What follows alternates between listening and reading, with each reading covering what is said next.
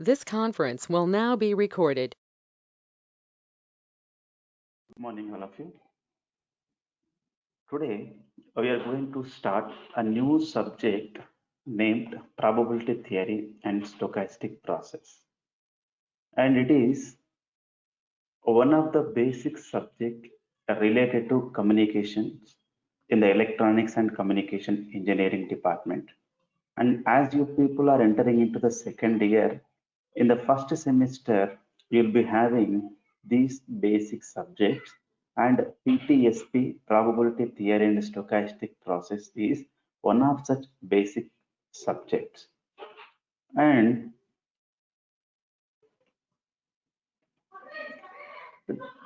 before going to enter into any subject, the first and foremost thing is, and we should know what are the objectives of that particular course. And the main course objectives of this particular course are: this gives a basic understanding of random signals and processing. So here in this particular subject, we are going to see what is random signal and how do you process such random signals, and that part will be discussed in this subject. And second objective is utilization of random signals and systems in communications and signal processing areas, and how these particular random signals as well as the systems can be utilized in the area of communications and at the same time in the area of signal processing, and how these random signals and systems can be utilized can be seen in this particular subject.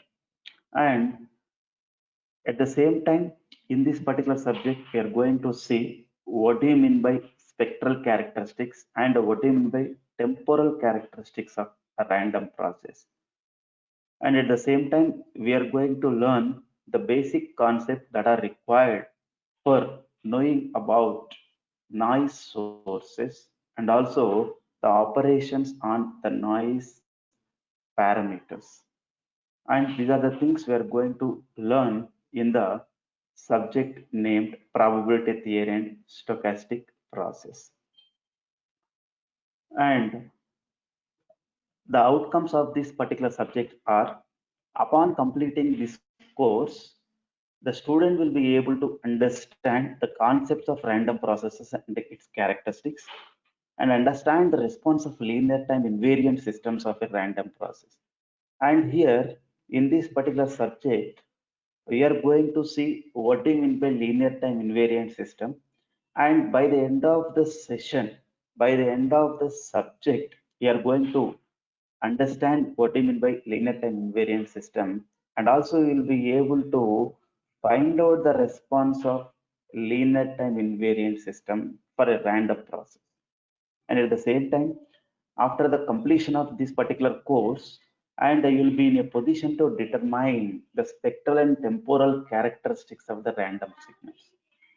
And at the same time, by the completion of this particular course, and you will be in a position to analyze the concepts of noise in the communication system. So these are all outcomes of particular course, that is PTSP. And coming to the contents of the subject, and under the first chapter, we are going to discuss about probability and random variables.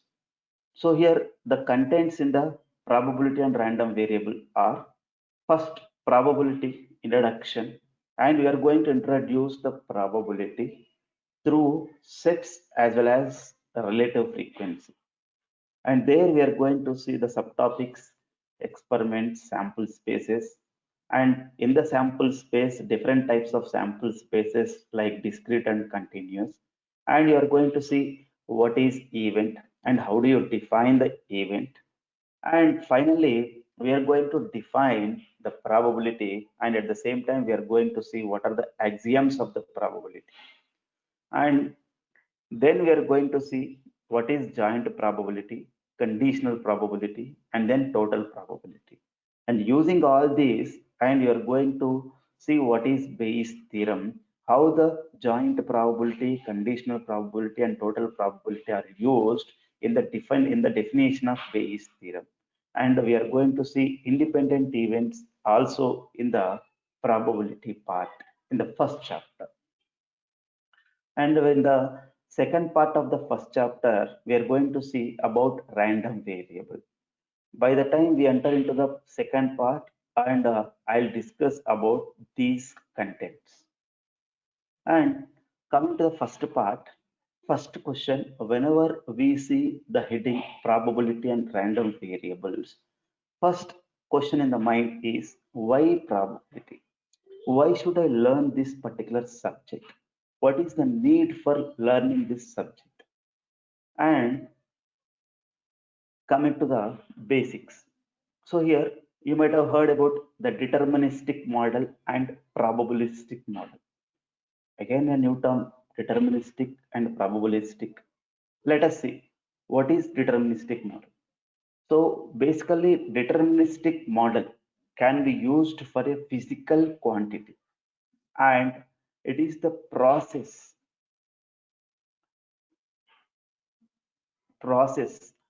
generating it provided sufficient information is available about the initial state and the dynamics of the process generating the physical quantity. What is deterministic model? A deterministic model which can be used for physical quantity, and at the same time it is a process for what? Generating it provided. So what must be provided for the deterministic model? Sufficient information. And if it is available, sufficient information of what?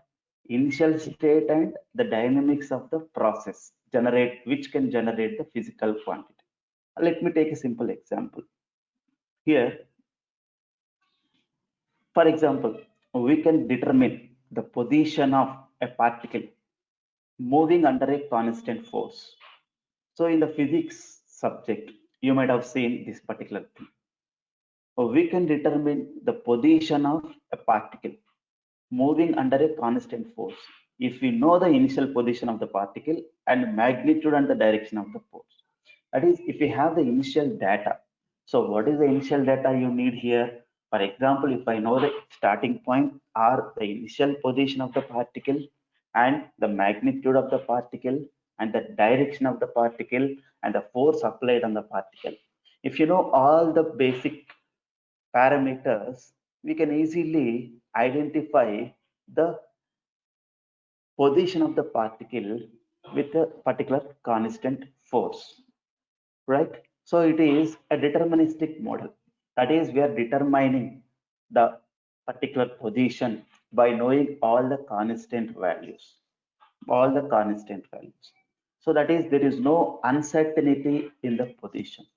Why? Because we are just applying some force, a particular force and certain amount of force, and therefore you are expecting that particular position.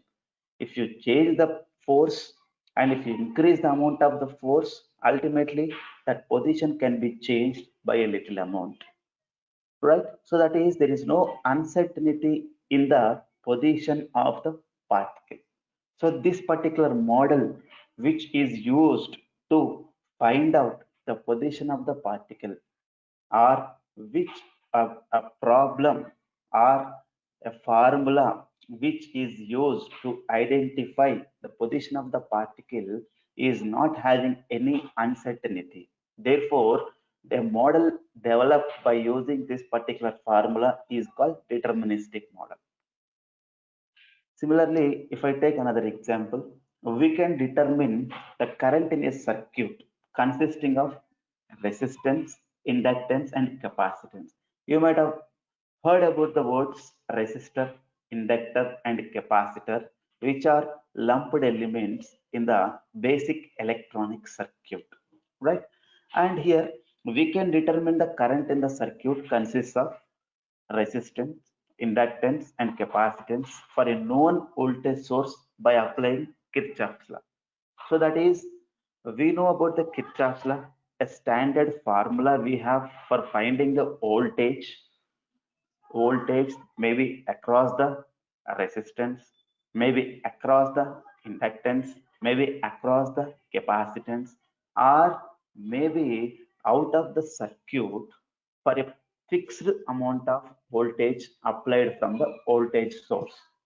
So that is, here also there is no uncertainty in finding the current if you know all the parameter values, right? So there is no uncertainty. So if you increase the source voltage, ultimately the output current from the circuit may change, right? So there is no uncertainty.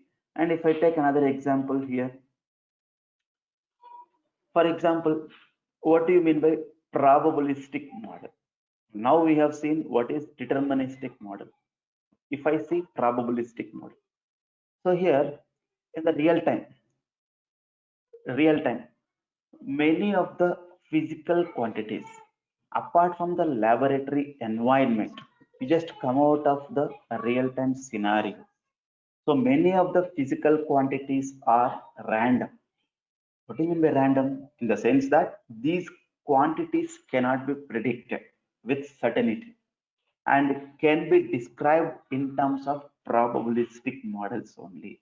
That is, in the first case, you're able to identify the position of the particle as there is no uncertainty. And you will be in a position to identify or find out the output current from the circuit as there is no uncertainty. And but in the real time, and we'll be having some physical quantities which are having the random nature. Due to the random nature, you cannot predict that may be position, that may be a value, and that particular application can be described by using probabilistic model. So let me take a simple example here. The outcome of tossing of a coin. For example, I have a coin. Let me take a 5 rupee coin. So if I flip that particular coin, can I predict? I may get, I should get only tail. Can I say? Can I say I should get only head? No. That is, the outcome of tossing of a coin cannot be predicted with certainty. Thus, the outcome of tossing a coin is random. So it may be head or it may be tail. I am using the word maybe in the sense there is some uncertainty. And another example, the number of ones and zeros in a packet of binary data arriving through a communication channel cannot be precisely predicted in random, is random. For example, here I am sending some data by using a wireless channel. I'm just sending a message. So every message can be transmitted only in the form of ones and zeros in the digital channel. So in the digital channel, if I send that particular message, and let me take using a wireless media, and in the receiver section, I cannot predict the same message which I have transmitted from the transmitter. Why? Because there is a possibility of noise addition, maybe in the transmitter section, maybe in the medium, maybe in the receiver section. So therefore, I cannot predict the complete message which I have transmitted from the transmitter section as it is. So therefore, this can be taken as a random data, right? Another example, best example I can take here. For example, here, ubiquitous noise corrupting the signal during acquisition, storage, and transmission can be modeled only through statistical analysis. That is, for example, I'm just acquiring the signal. So in maybe Maran application, maybe in the military application, maybe in the satellite application, I'm just acquiring a signal. And whenever I'm just acquiring the signal, ultimately here the noise may be added to it. So why? Because in the marine application, so here the vehicle will be moving under the sea. So whenever the particular device which is trying to capture the signal, acquire the signal. Ultimately, there are n number of elements which can add the noise to that particular acquiring device, right? So at the same time, while storing and transmitting. So here, all these models can be modeled only through statistical analysis. And all the applications which I have discussed so far can be analyzed only with the help of probabilistic models. That is the basic difference between deterministic and probabilistic. A simple example here. For example, I have a class with a strength of 60 students. 60 students. Out of the 60 students, I'm just concentrating only on particular student. Let me take an example, roll number 10. And here, on any particular day, can I give the assurance that particular roll number 10 student can attend the class? No, I can say just yes, there is a chance, or 90% chance, or 85% chance, and sometimes 99% chance. I cannot give complete assurance. Why? Because there is an uncertainty. Anything may happen. Anything may happen, and I cannot give the assurance. So that is called in the real time, the outcomes are random in nature. And to analyze those particular outcomes, we take the help of probabilistic models. And therefore, we learn about probability. So probability theory is a mathematics of randomness. Again, a new term. What is randomness? So here, probability theory is mathematics of randomness. What is randomness? Any guess? Yeah, randomness arises because of random nature of the generation mechanism. So basically, randomness arises because of random nature of the generation mechanism. So in any generation industry, so here any device or any machine cannot be given as 100% output. That is, no device can give the outcome with 100% accuracy, right? So there may be some randomness. So that is basically randomness. When the randomness arises because of random nature of the generation mechanism. For example, thermal noise. So appearing in an electronic device is generated due to random motion of electron.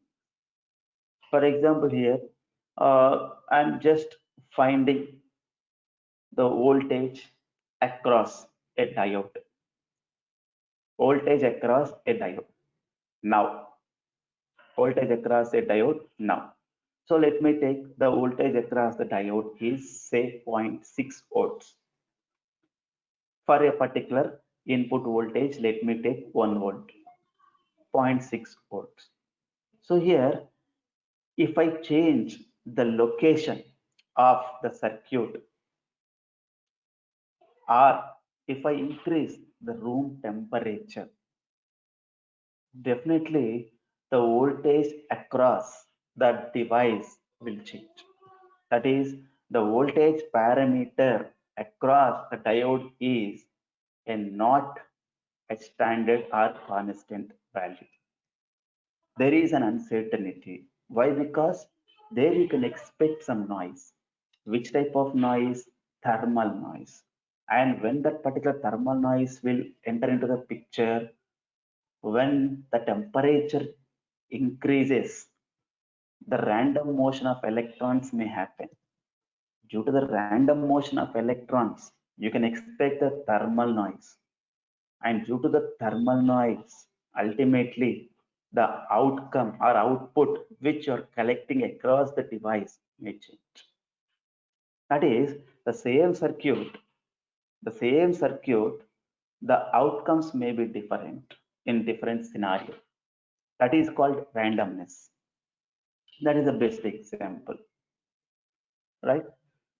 So here, basically, there are two main interpretation of probability. One is objective, other one is subjective. So basically, objective in the sense, the probability can be defined as the limit of relative frequencies. We'll see what is relative frequency. So in the subjective, we can take that as a degree of belief. Yes, I have a confidence that 90% chance, 95% chance. That is, there is a more probability. That is called degree of belief. Degree of belief, right? So here, to understand much about the probability, so here we are going to see the mathematical description of the probability. So the basic to the study of probability is the idea of physical experiment. And physical experiment in the sense, what is the experiment here again? A single performance of the experiment is called a trial for which there is an outcome. I mean by experiment, a single performance of the experiment is called trial. So here, how many new terms here? Physical experiment is a new term. Trial is another new term. So here, what is trial? The trial is nothing but single performance of the experiment. First, what is experiment? Right? See there. Random experiment is an action or process that leads to one of several possible outcomes. One of several possible outcomes. For example, here I have a bunch of papers. A bunch of papers. Randomly, if I pick the paper, I'm just taking out one paper randomly. I'm going to get one output, and I can call it as outcome of the experiment.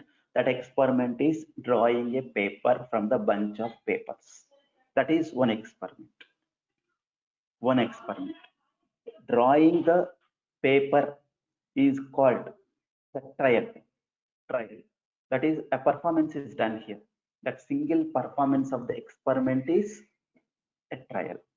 And the second case, second time, if I draw another paper, I draw a paper, I cannot expect I'm going to draw the same paper. I may draw another paper. That is also the possible outcome. So that is, in the experiment, that experiment is drawing a paper from the bunch of papers. I am going to get the several possible outcomes, and those outcomes may not be same at all the times. At all the times. So every action can be considered as an experiment. Every process can be considered as an experiment. Every application can be considered as an experiment. Simple examples. Flipping a coin is an experiment. What are the possible outcomes for this? You may get head or tail. Only two possible outcomes. Exam marks. Out of 100 marks, you may get any value in between 0 to 100. The possible outcomes are from 0 to 100. Assembly time. The time may be 0, 1, 2, 3, any value. That is how many outcomes you have, infinite number of outcomes here. The first two examples are having, the first two experiments are having finite outcomes. Whereas in the third example, third experiment, infinite number of outcomes. Course grades is also an experiment or a process or an action. Here the possible outcomes are any grade, F, D, C, B, A plus, and B plus, and so on.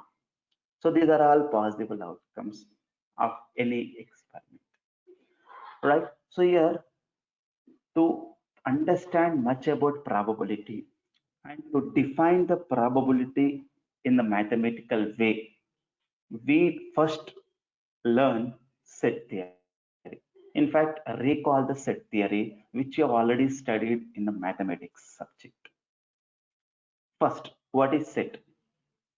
Everybody studied about sets in the mathematics subject, maybe in the +1 or +2. Right? First, what is set? Set is a collection of objects, or we can also call it as element. A set is represented with capital letter and element with a small letter. Always remember, the set must be represented with capital letter and the elements inside the set must be represented with small letter, right? And example, for example, if B is an element of set X, and how to represent that? X equal to inside the curly braces B, and B belongs to X. And here we have various types of sets, countable and uncountable set.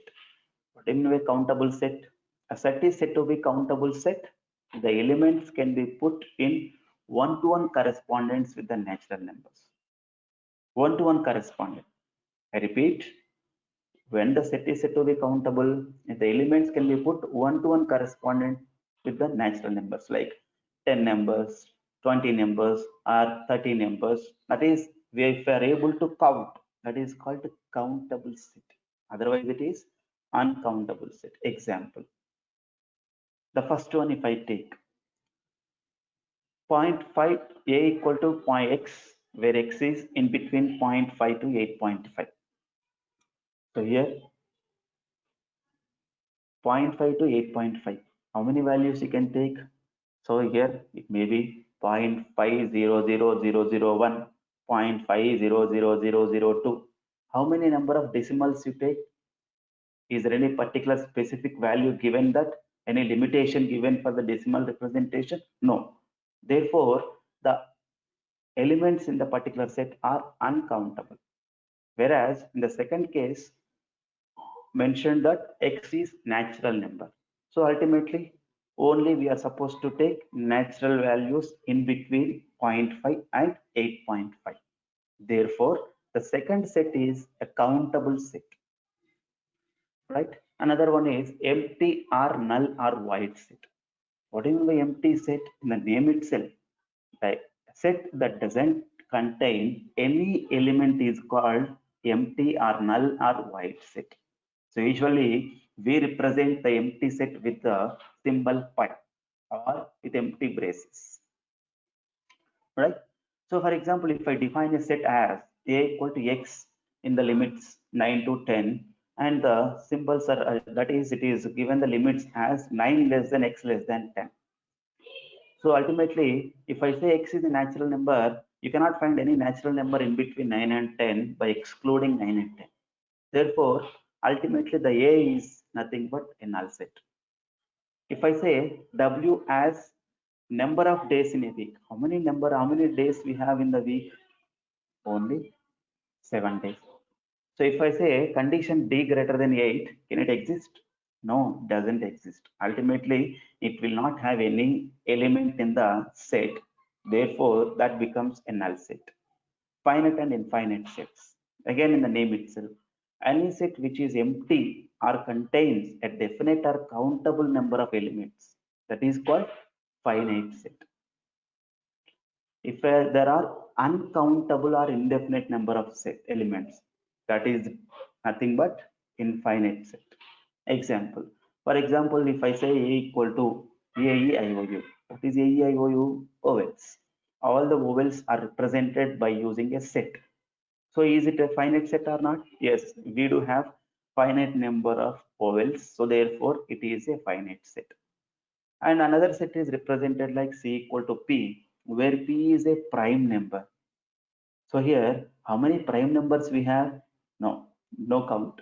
Infinite number. 1 here, starting from 2, 2, 3, 5, 7. All are prime numbers until you reach up to infinity. Right? So that is infinite set. Right? Universal set. What do you mean by universal set? Universal set contains all the elements of a problem under consideration. For example, here I have a problem. That is simple example. Don't take it as a problem, take it as an experiment. And I'm just developing a set by taking all the outcomes of my experiment. That is, I have a bunch of paper, 10 papers, and every time I perform the uh, experiment, I'm going to draw the paper from the bunch of papers, right? So here, first paper, one outcome, second time, another paper, third time, fourth time, fifth time. So that is, if I take all the outcomes into the consideration, if I represent all the outcomes of that particular experiment in the form of a set, that particular set is called universal set. Why? Because all the possible outcomes are represented here, right? It contains all the elements of a problem under consideration. So here it is generally represented by the letter U. The set of real numbers is a universal set. Why? Because it contains all natural, whole, odd, even, rational and irrational numbers, right? And another important thing is disjoint sets are mutually exclusive sets. What do you mean by disjoint or mutually exclusive sets? I have two sets, set A and set B. When the two sets are said to be mutually exclusive or disjoint, if there is no common element, then ultimately I can call these two sets as mutually exclusive or disjoint sets. And example, odd numbers. If I represent a set with all odd numbers, that is one set, another set is with all the even numbers. So these two will not contain any common value, common number. So therefore A and B becomes ultimately mutually exclusive. Simple example is taken here. A is defined as a set with the numbers or elements 1, 3, 5, 7, and B is 1, 2, 3, and so on. Can you identify which type of sets these are? First, set A is countable and finite. Set B is countable and infinite. Set C is uncountable and finite. Whereas set D and E are countable and finite. Set F is countable and infinite. Set D is it an empty or as it is having zeros, can I call it as an empty set or null set? No. Zero is also considered as an element of the set. So therefore, D is a finite set with two elements, 0 and 0. Therefore, it is not an empty set, right? And here we have another concept, that is subset. Subset in the sense, if the elements of A are present in the element of B, present in the set B, then you can say that A is a subset of B. Similarly, A is the subset of what? F. Similarly, A is the subset of C. Coming to the C is the subset of F. D is the subset of F. E is the subset of B. So like that, you can give the relationship between the sets. And coming to the set operations. And what are the operations that you can do with the sets? The union of two sets is the set containing all the elements from the both of those sets. You know, A union B. What is A union B? The resultant will give the elements, and those elements are nothing but X, and ultimately those elements must be in A and B. I mean, all the elements in A and all the elements in B will be combined to form A union B. Example, 1, 2, 3, 4, 3, 4, 5, 6. The union will be 1, 2, 3, 4, 5, 6. Similarly, intersection. Intersection in the sense common elements. From the A and from the B, set B, we are going to select common elements. Another example here taken here. And we can take more number of sets, and we can find union and intersection of all such sets, right? If I say A1 to AN are sequence of sets, you can represent union as union of k equal to 1 to n AK, intersection as intersection of k equal to 1 to n AK. So here we take all these set concepts to understand the probability definition. That is why I am concentrating on the set theory and set operations. And the difference, how do you identify the how do you find the difference between the two sets? A minus B, right? Example, if I take two sets A and B, if I say 1, 2, 3, 4 minus 3, 4, 5, 6, and whatever the elements we have in the set B which are there in the A will be subtracted from the set, and the resultant will be displayed as output. That is called A minus B, right? So these are all set operations. We can do commutativity, and we know commutative property in the set theory. A union B equal to B union A. A intersection B equal to B intersection A. Associativity, distributivity, idempotence. The associativity in the sense what? A union B of union C equal to A union of B union C. You require the proof for it. If you need the proof for all these properties of the set, you just go back to your mathematics subject and try to practice all these properties with the examples, and in fact, if possible, try to prove them once again so that you can understand better. Sample space, another new term here. So far we have seen sets, operations on the sets, and different types of sets we have seen. And another term we are introducing here is sample space. Have you heard about the word sample space? What is sample space? Set of all the possible outcomes in any experiment is called sample space, and it is represented by the letter S. The sample space is universal set of the experiment. So what is sample space? If I do any experiment, for example, I'm just flipping a coin or tossing a coin. So what are the possible outcomes?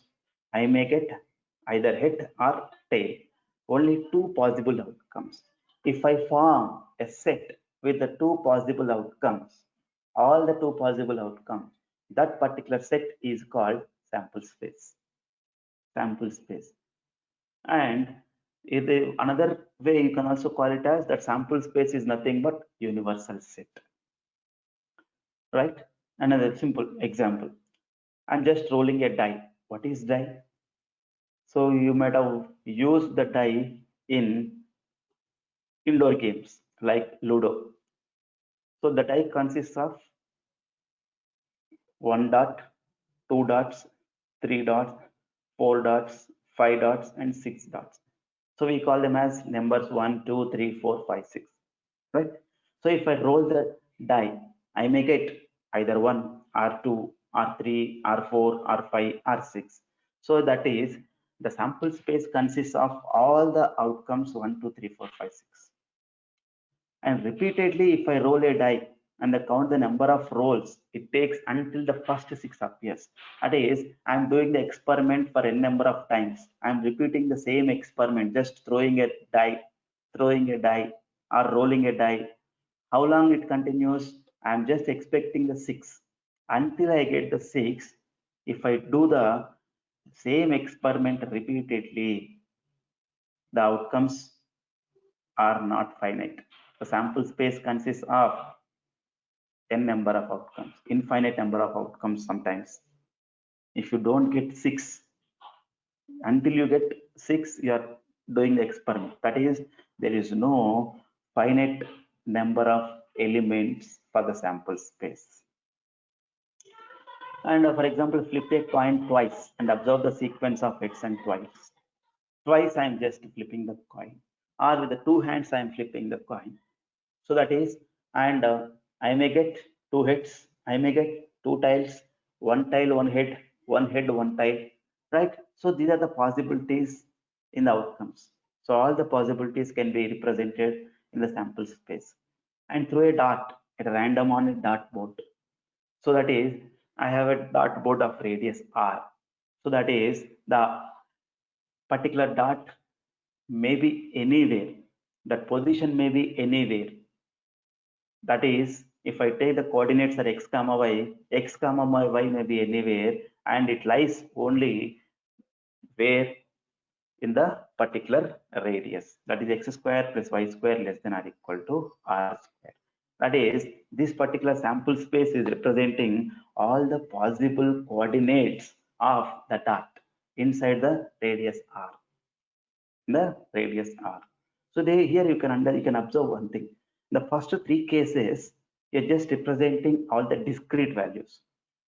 All the discrete values. Here, therefore, the sample space can be of four types.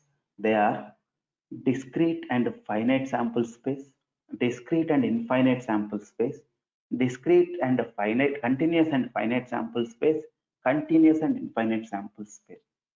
In the name itself, the number of elements represented may be finite and discrete in nature, may be infinite and discrete in nature, and may be finite but continuous in nature, may be infinite but continuous in nature. For example, if I take analog watch, the position of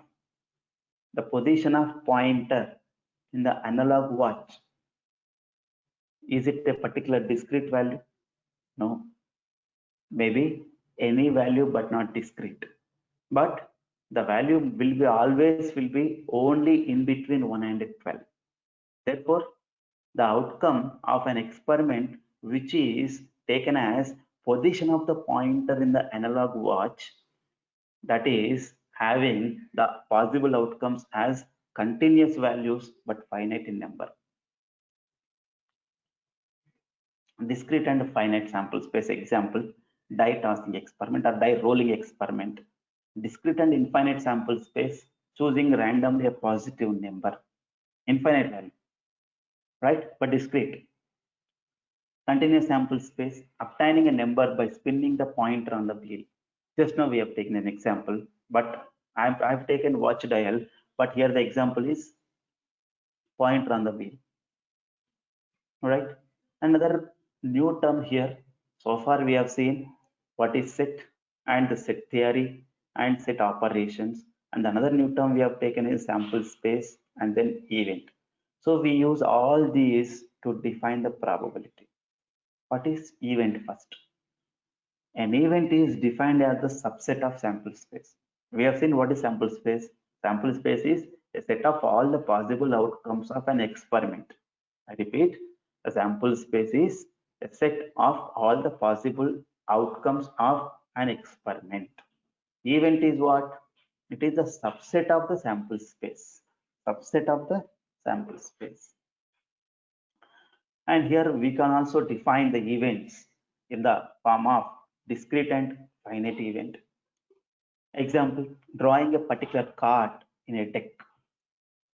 For example, I have a card, a pack, playing cards. How many playing cards will be there in a pack? So excluding jokers, you will be having 52 cards in a pack. 52.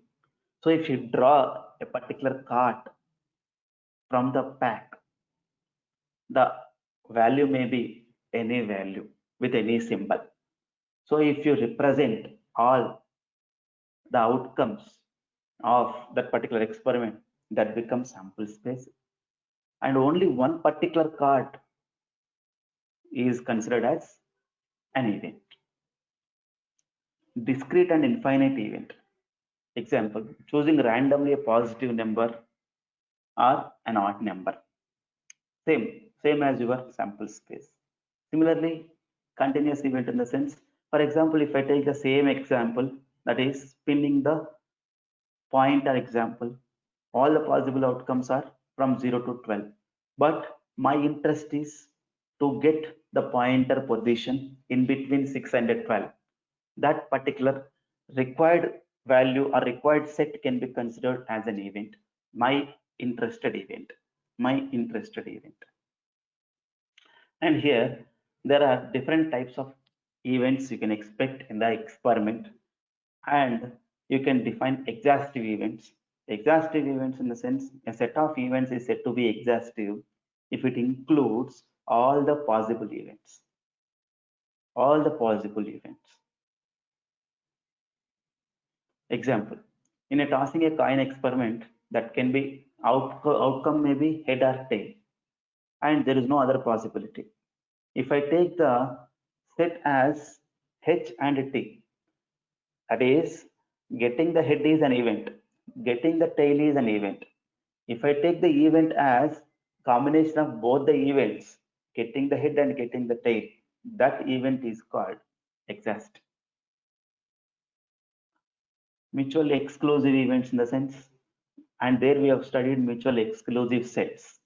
That is, the two sets are said to be mutually exclusive if there is no common element between them. Similarly here, mutually exclusive events in the sense, two events A and B are said to be mutually exclusive if they cannot occur together. That is, the occurrence of one event precludes the occurrence of all others. Then such a set of events is said to be mutually exclusive. Example, in the tossing a die, both head and tail cannot happen at the same experiment, same time. Tossing a not die, it is tossing a coin. One event is getting the head, another event is getting a tail. I am defining two events. One event is getting the head, another event is getting a tail. So these two events are said to be mutually exclusive. Why? Because these two events cannot happen at the same time, right? And equally likely events in the sense, if one of the events cannot be expected to happen in preference to another, then such events are said to be equally likely. Simply, you can define like this. Each outcome of the random experiment has an equal chance of occurring. For example, I'm just tossing a coin. There is an equal chance for head and tail, right? Same. Independent events in the sense, events are said to be independent if happenings or failure of one doesn't affect the happening of failures of the other. Otherwise, the events are said to be dependent. That is, one outcome is not depending on the other. Then ultimately here, these two are said to be independent, right? So here, with this, we have studied and we have just gone through what is sample space and what is event.